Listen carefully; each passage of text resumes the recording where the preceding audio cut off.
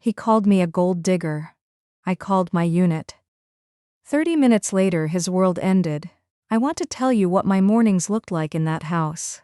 Up at 5:30. Coffee made before anyone else was awake.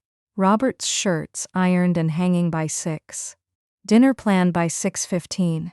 Grocery list written in the margin of whatever Robert had left on the kitchen counter the night before.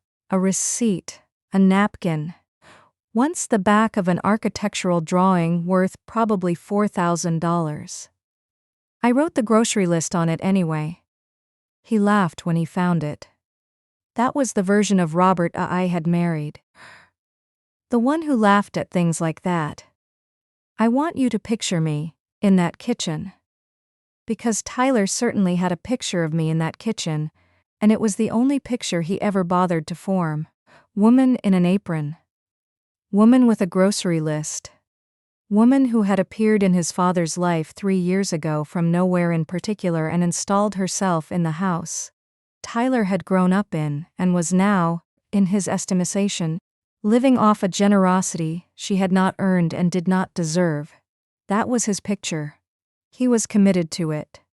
What Tyler did not know, what I had never offered to correct, was that I had been commissioned as a second lieutenant at 22 years old. That I had done 2 tours, one in Iraq and one in Afghanistan, that I had been shot at in 4 countries, and had never once fired back without justification. That I had spent the last 11 years moving up through the ranks of the United States Army. With the kind of quiet consistency that does not make headlines, but builds something more durable than headlines. That I was, at the time Tyler looked at me across his father's kitchen, and decided he had me figured out, a lieutenant colonel with a unit of 240 personnel, commendation from the Secretary of Defense, and a sergeant major named Webb, who had been with me for 9 years, and would, if I asked him, move a mountain by Tuesday. I had not told Robert's family any of this when we married. Robert knew, of course. Robert had known from our 3rd date, when he had asked what I did, and I told him plainly, and watched his face do the thing people's faces do when they are recalibrating their assumptions about someone in real time. He had been gracious about it. He had been proud of it. Even, in the early months, the way spouses are proud of each other's accomplishments when everything is still new. But I had asked him not to lead with it around Tyler. I had wanted Tyler to meet me as a person before he met me as a rank. I had wanted to give him the chance to form an honest opinion before the uniform made nil, like he had to perform one. That was my mistake. Not because Tyler would have respected me more with the rank, but because what I had mistaken for the possibility of honest opinion was actually just the absence of a reason to behave himself. Tyler did not need a reason to be decent. He needed a reason not to be indecent. And I had, by staying quiet, removed the only one that might have worked on him. Robert Calloway was 52 when I married him. Architect. His firm had designed civic buildings in 11 states and 2 foreign countries, and he spoke about structures the way poets speak about language, as though the thing itself had intentions that his job was simply to understand and serve. He was kind, in the specific way that people are kind when they have genuinely never needed to be cruel. When life has been good enough, to them, that meanness simply never became a useful tool. He was also, in the particular way of men who have built something large and impressive, somewhat blind to the smaller things happening directly in front of him. Tyler was 28. He worked at Robert's firm, position he had arrived at, not through any architectural training. He had a business degree from a school he mentioned constantly. In the way people mention schools they feel slightly insecure about.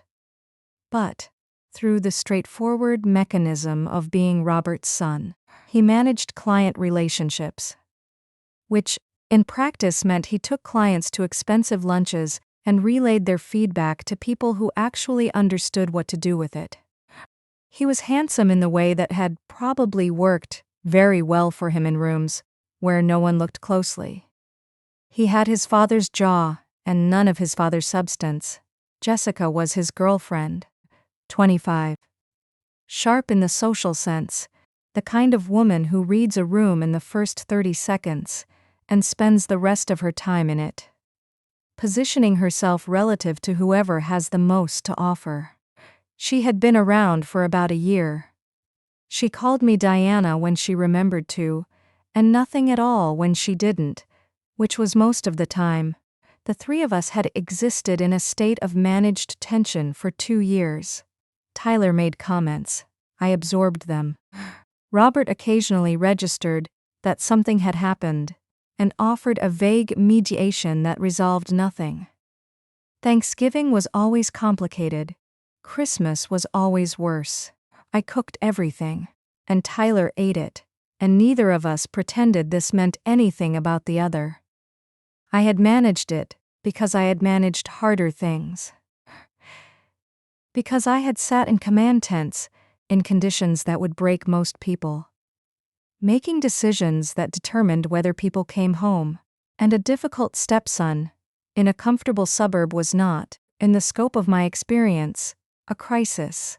It was an inconvenience, a persistent, grinding low-level inconvenience that I had chosen, for Robert's sake, to absorb. My parents had never visited. This requires some explanation. My mother Grace and my father Frank are not complicated people in the way that phrase is sometimes used as an insult. They are straightforward and warm, and they raised me in a small house in rural Virginia, where nothing was wasted and everything was earned. And the highest compliment my father ever paid anyone was that they had good character. They are in their 70s now. My father's knees are bad. My mother has the early stages of something the doctors are monitoring carefully, and not yet alarmed by, but that I think about more than I let on to anyone. They had not visited because I had not asked them to. Not because I was ashamed of them. The idea is genuinely laughable, but because I had been waiting until the house felt like mine enough to invite them into it, until I felt stable enough in that space to offer it to people I loved.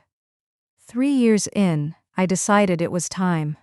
I called my mother on a Sunday and told her to book flights for the following month. 3 days.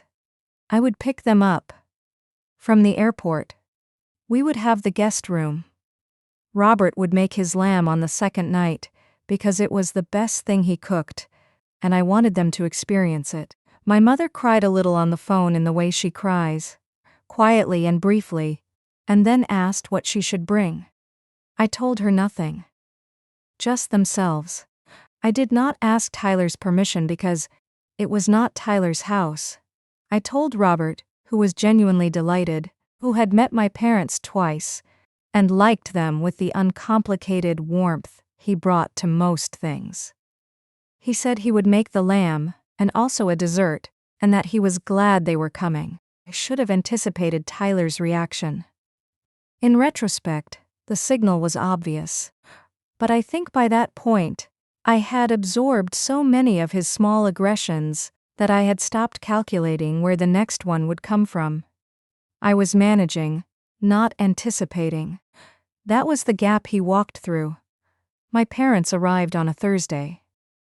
My father moved slowly down the jetway with his bad knees and his dignity fully intact, the way he moves through everything. My mother had brought a pie despite my instructions, wrapped in a dish towel and carried in her tote bag like contraband, because telling Grace not to bring food is approximately as effective as telling the tide not to come in. Robert met them at the door and took my father's bag and shook his hand with both of his. And I watched my father take Robert's measures in the way he takes everyone's measure. Quietly, without expression, arriving at a verdict he would share with me privately later. My mother handed Robert the pie immediately, and he received it like a gift, which to him it genuinely was. The first day was good. Simple and good. The way days are when the right people are in a room together. My father sat with Robert after dinner, and they talked about buildings and land, and the way things were made, and I sat with my mother in the kitchen, while she told me about the neighbors and the garden, and the thing. The doctors were monitoring, and I listened and held her hand across the kitchen table. And felt, for the first time in that house, entirely at home. Tyler and Jessica came for dinner that first night. Tyler was polished in the surface way. He was always polished around his father. The right words, the right questions. The performance of a man meeting his stepmother's parents, with appropriate warmth. Jessica complimented my mother's pie, with the specific enthusiasm of someone who has learned that complimenting food is socially efficient. My mother, who has spent 72 years developing an extremely accurate sensor for insincerity, smiled and said, "Thank you," and did not say anything else to Jessica for the rest of the evening. The second day Tyler did not come by, which was a relief that I registered and set aside. The third day was when it happened. My mother and I were in the kitchen after breakfast. My father was in the living room with the newspaper, which he still reads in print because he does not trust news that does not have a physical weight to it. Robert had left for the office early, client call that couldn't be moved. Tyler walked in without knocking at 9:15. This was not unusual. He had a key and used it without announcement as a matter of habit. Another thing I had absorbed and not addressed. He was in work clothes, which meant he was either going to the office after this, or wanted to look like he was. He went to the refrigerator, opened it, stood in front of it. With the door open the way people do in their own homes when they are not thinking about anyone else in the room, he said, without turning around, "How long are they staying?" I said, "They leave tomorrow morning." He closed the refrigerator. He turned around. He looked at my mother, who was standing at the counter with a dish towel in her hands, and then he looked at me, and something shifted in his face that I recognized as the moment a person stops performing and starts saying what they actually think. He said, "This is getting a little excessive, don't you think?" I set down what I was holding. "Excuse me. My dad's been carrying the tab for 3 days. Groceries, dinners, the airport run." He gestured vaguely at my mother, at the kitchen, at the general situation. "You've been here 3 years, and you've never paid for a single thing in this house. Now you're importing your family to eat off his dime, too." My mother went very still. I said, "Tyler." He was already moving. The restraint he had maintained for 2 years had found its seam and was coming apart through it, and the particular energy of a man who has been waiting to say something for a long time and has finally decided the saying is worth whatever comes after. Let's be honest about what this is. His voice was calm in the performative way of people who want to seem reasonable while being unreasonable. My dad is a generous man, and you figured that out very quickly. You came from nothing. You had nothing. And now you live in this house and drive that car and take vacations that he pays for, and apparently fly your family in whenever you feel like it. That's not a marriage. That's an arrangement. He looked at me the way you look at something you have assessed and found wanting. "Gold digger," he said. "That's the honest word for it." My father's newspaper stopped turning in the living room. My mother set the dish towel down on the counter very carefully. The way you set something down when your hands need to be empty. I looked at Tyler for a moment. Not with anger. Anger would have been easier for him. Anger he understood and had probably prepared for, but I gave him. Instead, was the look I give junior officers who have just made a mistake significant enough to require correction. Not fury, just the complete and total withdrawal of any performance of warmth. The face beneath the face. He did not know what to do with it. I picked up my phone and walked out to the back porch and closed the door behind me. I pulled up, a contact I had not needed to use in a personal context before. Webb picked up before the second ring. I said, "Execute Protocol Alpha." A pause of exactly 1 second. Webb processing, confirming, aligning. He said, 30 minutes, Colonel. I said, "Thank you, Sergeant Major." I hung up and stood on the porch for a moment in the quiet. Then I went back inside and made my mother a fresh cup of coffee. And I sat with her at the kitchen table, and I waited. Let me tell you what Protocol Alpha actually was. It was not something dramatic I had invented for moments like this. It was a standing operational procedure Webb, and I had developed years ago in a different context entirely. A security protocol for situations where personnel under my command faced credible threats that required immediate background verification and legal coordination. It had been used 3 times in my career. Once when a contractor on base was discovered to have falsified security clearances. Once when a junior officer's family was being extorted. Once when a supply chain irregularity turned out to have federal implications. What it meant in practical terms was this. Webb would activate our JAG contact, pull any existing file on the named individual, coordinate with the appropriate investigative authority, and have boots on the ground at the specified location within the hour. It was designed for efficiency. It did not waste time and it did not make mistakes. I had opened a file on Tyler 14 months ago. This is the part I want to explain carefully because I know how it sounds. It sounds calculating. It sounds cold. I want to tell you that it was neither of those things. It was the action of a woman who had spent a career learning that the difference between a situation you survive and a situation that destroys you is almost always whether you saw it coming. I had not opened the file because I planned to use it. I had opened it because something Tyler had said at Christmas 2 years ago had landed wrong, in the specific way that things land wrong. When your instincts have been trained by years of reading people under pressure. He had made a comment about Robert's estate planning. Casual, offhand, the kind of comment you could dismiss as a son thinking about his father's future with normal filial concern, but the detail in it was wrong. He had known the name of the attorney. He had known the account structure. He had known things that Robert had not told him, that Robert had told me, but that should not have been in Tyler's possession through any ordinary channel. I had noted it. I had asked Webb to do some quiet looking. And over the following 14 months, Webb had found things. Not enough to act on, not yet, but enough to keep watching. When I said execute Protocol Alpha on that back porch, I was not improvising a response to an insult. I was opening a door that had been built and measured and fitted for exactly this moment. Webb had been ready for 14 months.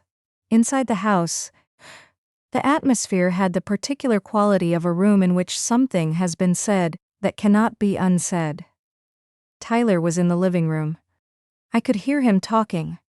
Not to anyone in particular. Just filling the silence with the low-level justification of a man who has said something he knows was wrong but cannot locate the humility to retract. My father had put his newspaper down and was sitting very still in the armchair with his hands on his knees, looking at Tyler with an expression I had seen exactly once before in my life, and I was 17.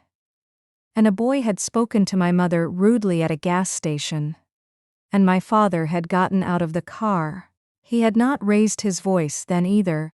My mother was at the kitchen table with her coffee. And she looked at me when I came back inside, with the steady look of a woman who raised a soldier and knows what composure costs, And what it means when someone is spending it deliberately, she said quietly. What did you do? I said. What needed doing? She nodded once and wrapped both hands around her mug. Tyler appeared in the kitchen doorway. His jaw was set in the way of someone who has decided that doubling down is the same as standing firm. He said, I'm not apologizing. Everything I said is true, and someone in this family had to say it. I looked at him. Tyler, I'd like you to stay in the house for the next 30 minutes. He frowned. What? Stay in the house. There are some people coming who will want to speak with you. The frown deepened into something uncertain. What people? What are you talking about? I did not answer. I went to the living room and sat across from my father and asked him how he was doing. And my father, who understood the shape of what was happening, even without the details, said he was doing fine and asked if I wanted him to make more coffee. I said that would be good. He got up and made coffee. Tyler stood in the doorway between the two rooms for a moment, recalibrating, and then he took out his phone and called Robert. I heard him from the kitchen. His voice had shed its certainty and picked up something that was not quite panics but was adjacent to it. The tone of someone who has just realized the ground they were standing on may not have been as solid as it appeared. I told Robert that Diana had said some people were coming and that he thought Robert should come home. Robert arrived 22 minutes later. The investigators arrived at 29. There were 3 of them. Webb had not come yet. He was 12 minutes behind. But the 3 who arrived first were enough to change the atmosphere of the house in the way that authority changes atmospheres. Not through noise or aggression, but through the simple presence of people who have institutional weight behind them. 2 were from the Army's Criminal Investigation Division. The third was a JAG officer named Captain Mercer, a woman about 10 years younger than me, with a face that gave away nothing, and a briefcase that said everything. Robert opened the door because he had arrived first and was standing in the entryway when they knocked.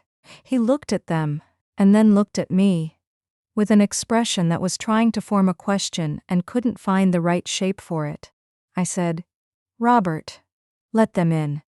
He let them in. Tyler was on his feet.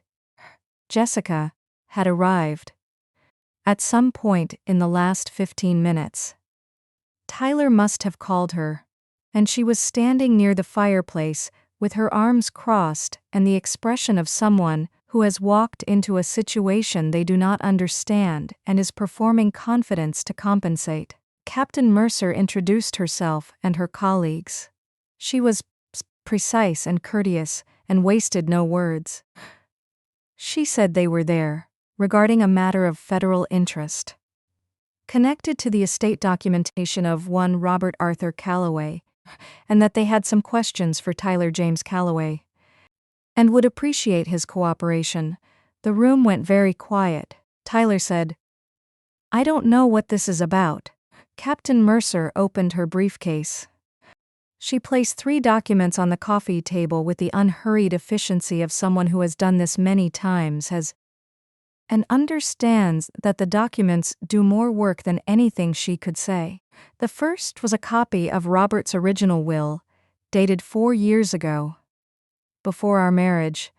The second was an amendment to that will, dated 18 months ago, bearing Robert's signature. The third was another amendment, dated 7 months ago, also bearing Robert's signature. Robert looked at the second document, then the third. He picked up the third one and held it, and his face went through several expressions in quick succession. None of them good. He said, I didn't sign this. Tyler said nothing. Robert looked up from the document. Tyler, I didn't sign this. I was in Portugal in September. We were in Portugal. He looked at me. We were in Portugal. I said, I know. Captain Mercer said, with the calm of someone delivering information that is already established fact. Mr. Calloway, The signatures on the amendments dated 18 months ago and 7 months ago have been flagged by a forensic documents examiner as inconsistent with your verified signature profile. The amendments, if executed, would have transferred the primary estate assets, including this property, the firm's equity stake, and 3 investment accounts, to Tyler James Calloway exclusively, removing the spousal claim entirely. Robert sat down on the couch. He sat down the way people sit down when their legs have made a decision their mind hasn't caught up with yet. Tyler said, "This is insane. This is completely insane. Diana put you up to this," one of the CD investigators said, quietly, but with a firmness that ended the sentence. "Mr. Calloway, please don't speak until Captain Mercer has finished." Tyler's mouth closed. Captain Mercer continued. The amendments had been flagged initially through a routine cross-check when a power of attorney document, forged, bearing Robert's name, had been submitted to a federal contractor database, attempting to modify account access on a government-linked project at Robert's firm. Federal contractor databases have automatic fraud detection. The submission had been flagged within 48 hours. The CID had been building the case for 11 months. Webb had not given them the case. They had been building it on their own. What Webb had given them was the location, the timing, and a full, corroborating file that saved them approximately 3 months of additional work.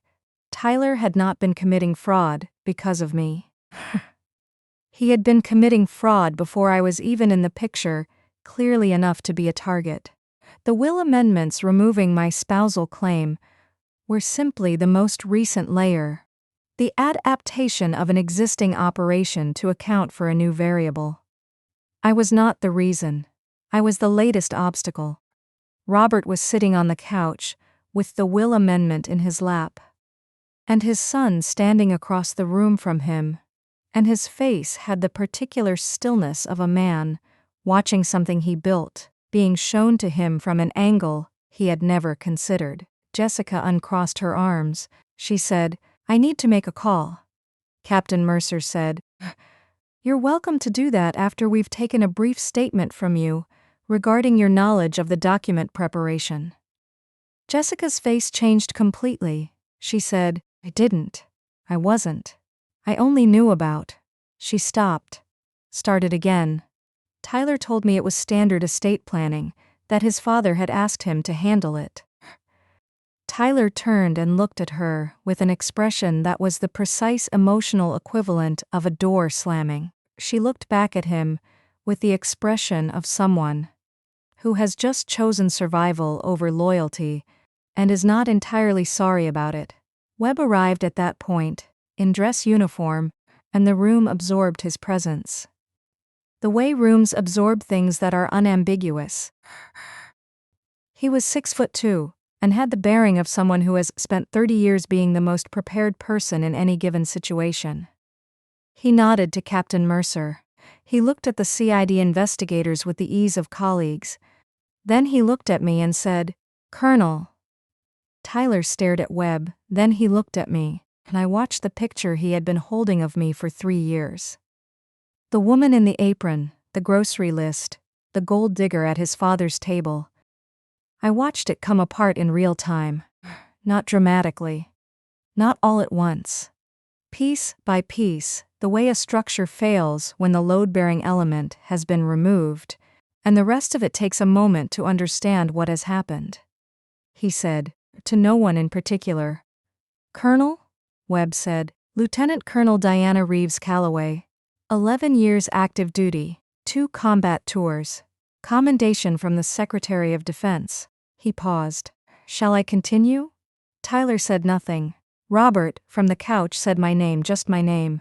Quietly, in the voice of a man who has just understood several things simultaneously and does not yet know what to do with any of them.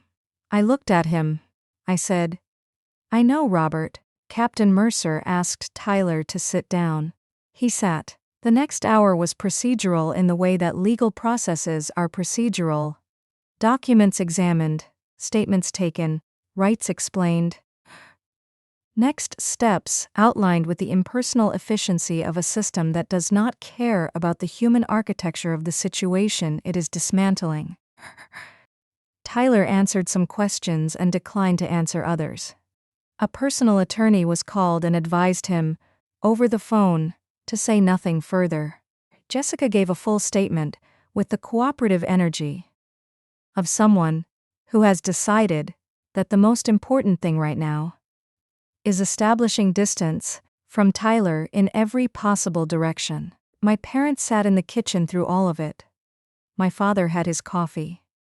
My mother had finished hers and was not interested in another. They did not insert themselves. They did not need to. They had raised me, and they knew when to be present and when to let something run its course. Robert sat on the couch with the will amendment in his lap, and did not speak for most of that hour. He looked at the document periodically, the way you look at something you are still trying to make real.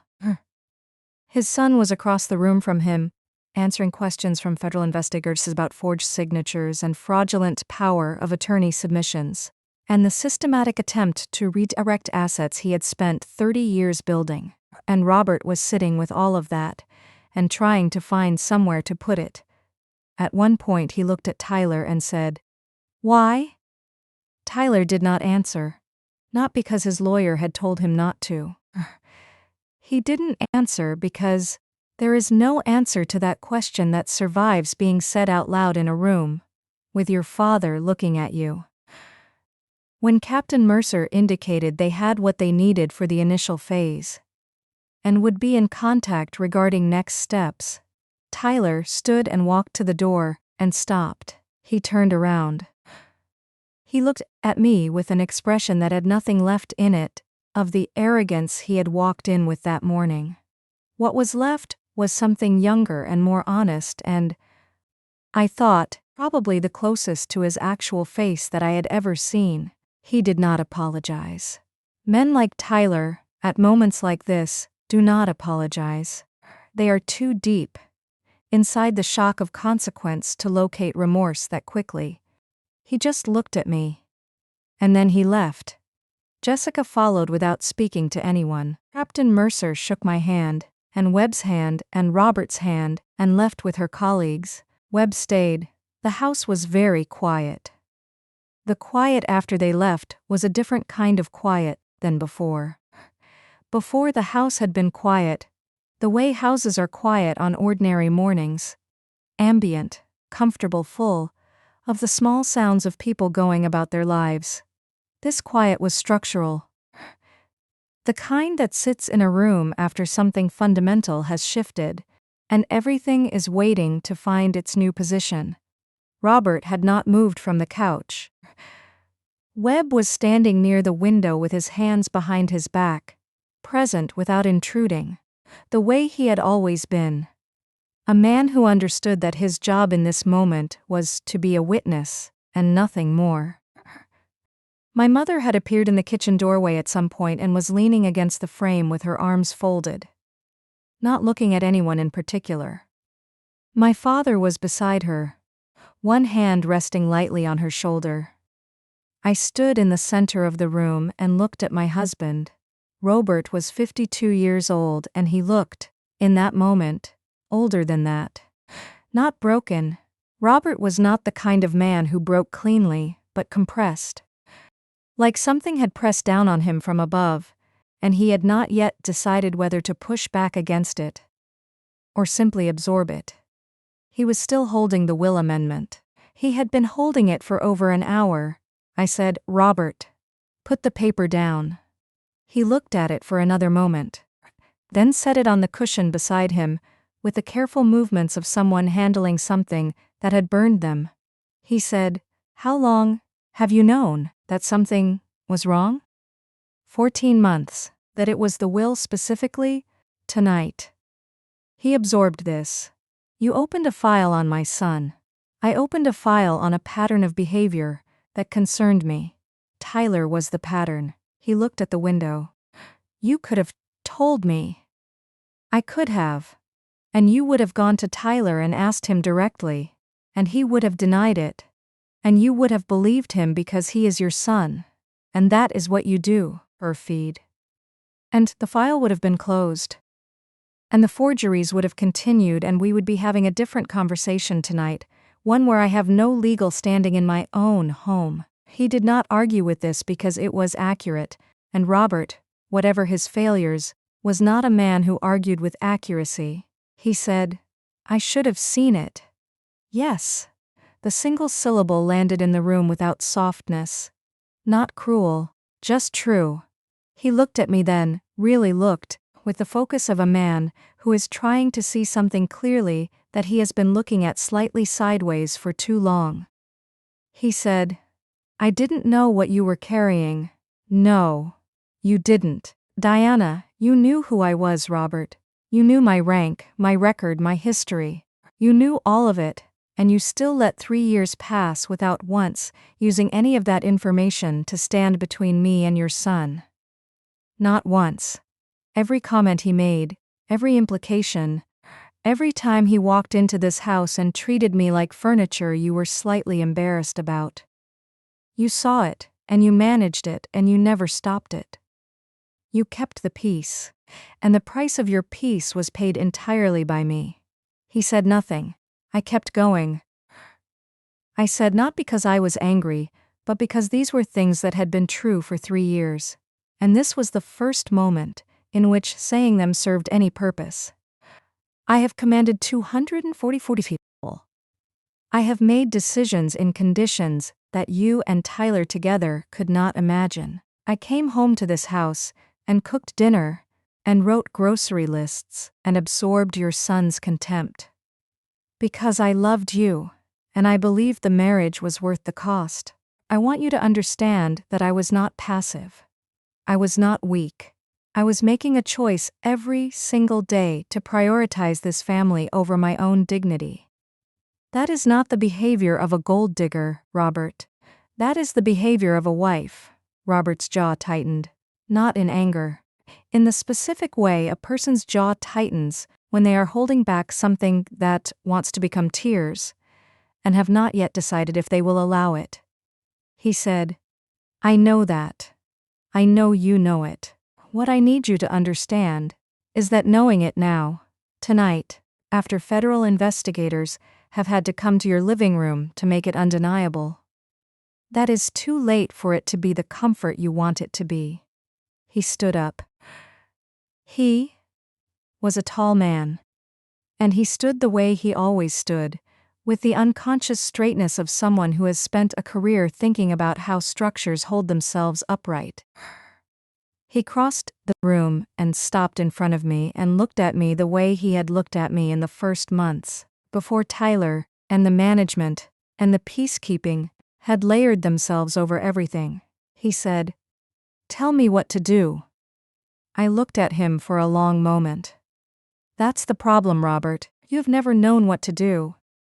Your son has been dismantling your estate for 18 months and you didn't see it. Your wife has been belittled in her own home for 3 years. And you didn't stop it.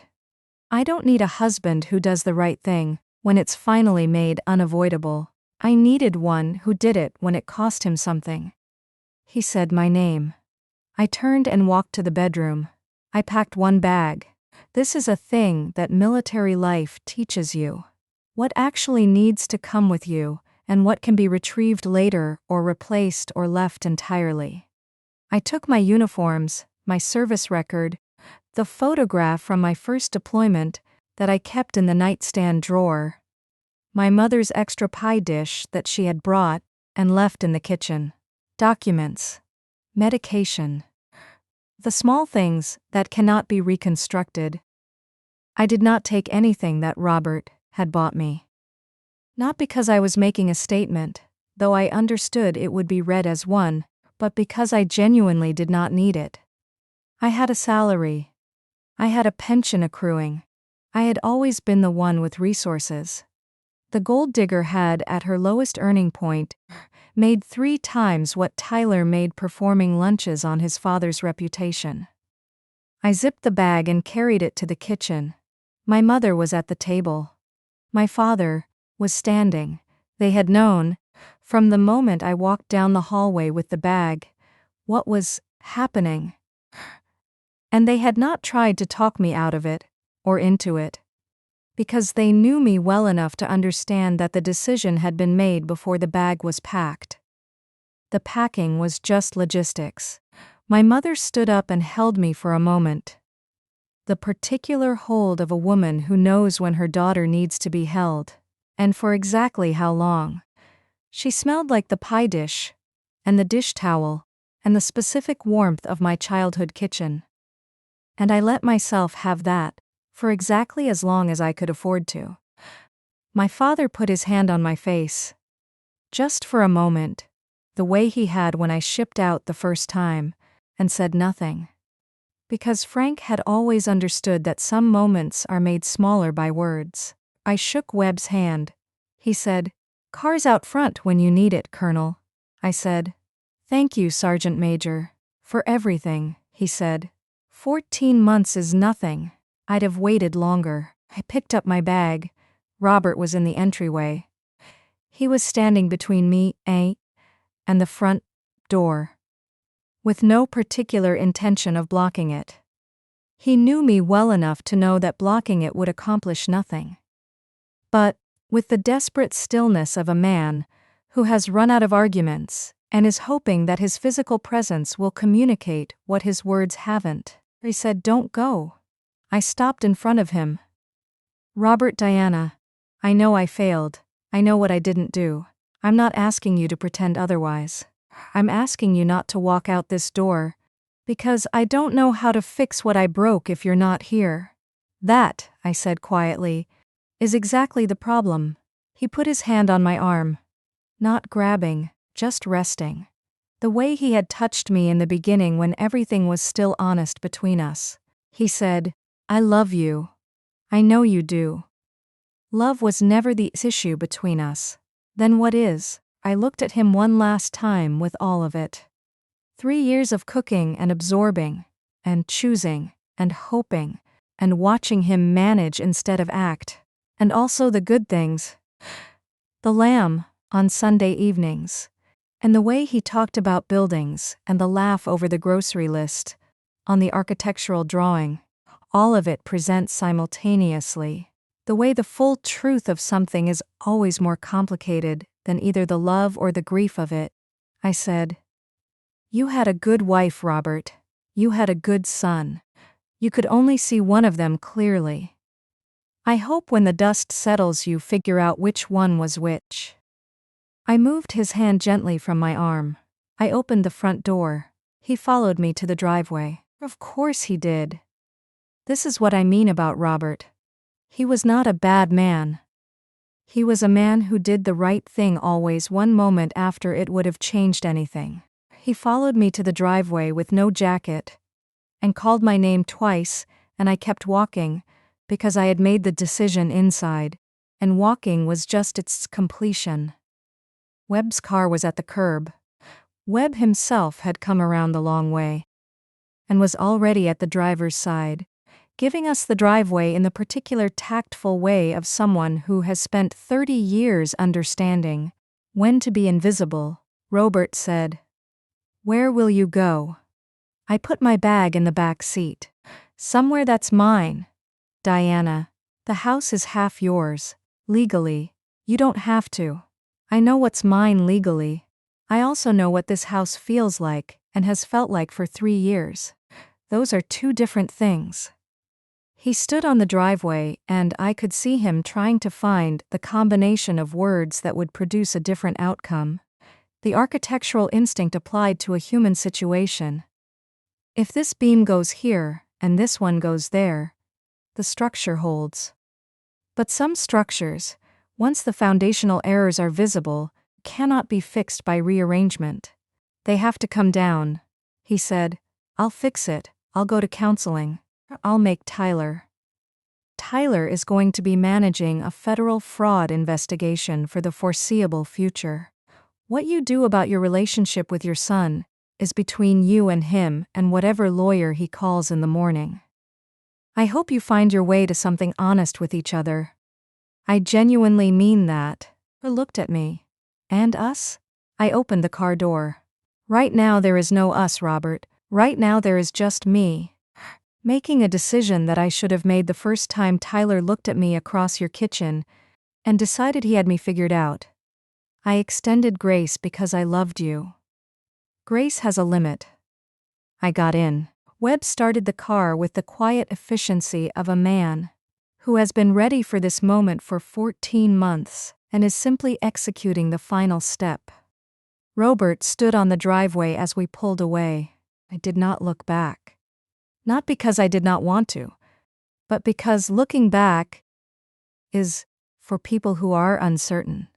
And I had been certain from the moment I picked up the phone on that back porch. Certain in the way you are certain of the things that are costing you the most to do.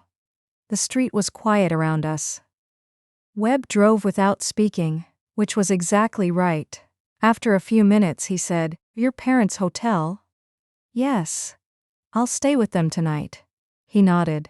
I looked out the window at the passing houses, lit from inside, full of their own complicated arrangements, of love and failure, and chosen blindness and effort. Every house its own negotiation. Every marriage its own structure. Load-bearing in places the architect didn't plan for, and weak exactly where everyone assumed it was solid. I thought about Tyler's face when Webb said my rank. The picture coming apart. I thought about my mother's hand around her coffee mug, steady and warm. I thought about my father at the airport, with his bad knees and his dignity, and the way he had put his hand on my face without a word. I had spent 3 years being the person Tyler decided I was. Not because I believed it, but because I was waiting for Robert to see it, for the truth to be sufficient, for the architecture of the marriage to prove stronger than its weakest element. It hadn't. That was not a tragedy. That was information. Tyler was formally charged 6 weeks later. Federal document fraud, forgery of a signature in connection with a government contractor database, and 2 counts of attempted estate fraud. His attorney negotiated, because that is what attorneys do, but the documentation Webb had compiled over 14 months, and the corroborating evidence from the CID's own 11-month investigation left very little room to negotiate into. He did not go to prison. I want to be accurate about this, because this is not a story about destruction. It is a story about consequence, which is a different thing. He received a substantial fine, a suspended sentence, 2 years of probation, and a permanent federal fraud flag that would follow him through every professional background check for the rest of his working life. The position at Robert's firm, which had always been a gift dressed as employment, was no longer tenable once the clients became aware of the investigation. He left. Robert let him go with the particular grief of a father who loves his child and has finally, too late, stopped protecting him from himself. Jessica had already left Tyler 3 days after the investigators came to the house. She had, in the end, the survival instincts she had always had. Robert called me every week for 2 months. I answered every call. We talked, sometimes for a long time, with the honesty that tends to become available once the daily structure of a shared life is no longer absorbing all the available air. He was in therapy. He said it was hard. I said good. He said he understood now, or was beginning to, the difference between loving someone and actually protecting them. I said that was the most important thing he had ever said to me. He asked, on the 7th call, if there was any version of a future. I sat with the question for a long moment. I said, ask me in a year. Mean it when you ask. And understand that the answer depends entirely on what the year looks like, not on what you tell me it will look like. He said he understood. I believe he did. Whether understanding is enough, whether a year of honest work can rebuild something that was never quite as solid as either of us believed. I do not know yet. That part of the story is still being written. What I know is this. I am 44 years old. I have served this country in 4 combat zones. I have commanded 240 people through conditions that required every resource I had ever developed, and several I developed on the spot. I have been shot at, and I have held ground, and I have made the calls that needed making, when making them cost something real. I came home from all of that to a kitchen and a grocery list and a stepson who looked at me and saw a woman who had gotten lucky. I want to tell you that the thing which finally made me act was not his cruelty, though it was cruel. It was not his entitlement, though it was vast. It was not even what he said about my parents, though that was the match. It was my mother's face. My mother, who raised me on nothing, and asked for nothing, and brought a pie on the plane in her tote bag, because she wanted to contribute something to a house she had never been invited to. My mother, who stood at the counter with a dish towel in her hands, while a 28-year-old boy, who had never earned a thing in his life, called her daughter a gold digger in her own kitchen. That face. That was the one thing I had not been willing to absorb. Some lines are not about you. Some lines are about who is standing next to you and what it means about you if you let them be crossed. I picked up the phone. Webb answered. The rest executed on schedule. My mother asked me, on the last night of her visit, what Protocol Alpha meant. We were in the hotel room, my father already asleep, the two of us sitting on the edge of the bed, the way we had sat at kitchen tables my whole life, side by side, in the particular companionship of women who know each other all the way down. I told her it was a standing order. A procedure for when something needed to be addressed with precision and without hesitation.